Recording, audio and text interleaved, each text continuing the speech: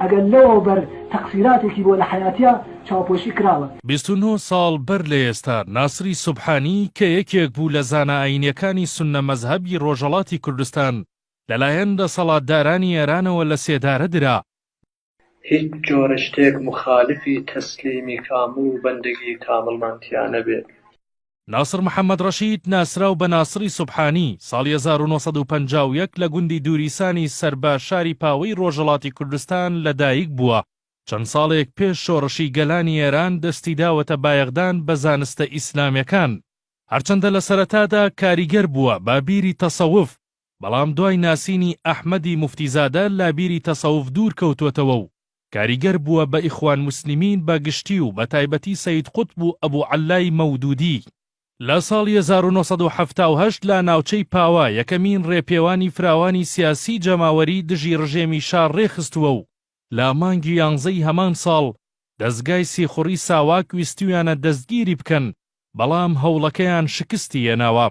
لە سەرەتای شۆڕشدا چەندین جار سەردانی سەرکردەکانی ئێران و ڕابەری شۆڕشی ئێرانی کردووە و داواکاری و نیگەرانیەکانی خەڵکی ڕۆژهەڵاتی پێگەیاندون.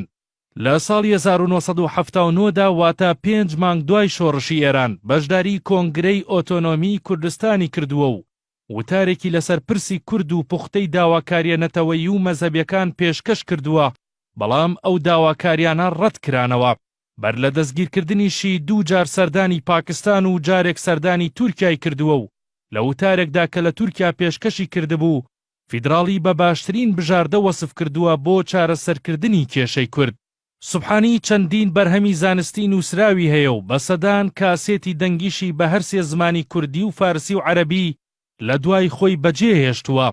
لە وتارێکیشدا کە ساڵی 1980 بە بۆنەی کیمیابارانی هەڵەبجە نووسیوێتی خەمی گەورەیان خەمی سەرکزی دۆستەکەیان و ئۆخەیکردنی دوژمنانیانە.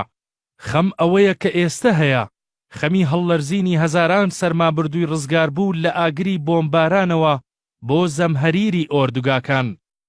ئوستاد شەهید ناسر سوبحانی شەوی 8 6 1989 دەستگا ئەمنیەکانی ئێران لە شاری سنە ناسری سوبحانیان دەستگیر کرد و کەسە نزیکەکانی دەڵێن بۆ ماوەی 9 مانگ و 9 ڕۆژ کە لە زیندان بووە لەلایەن دەستگای ئیطلاعاتی سنە و کاربەدەستانی زیندانی گەورەی ئەوین لە تاران ئەشکەنجەی توندی سوبحانی دراوە.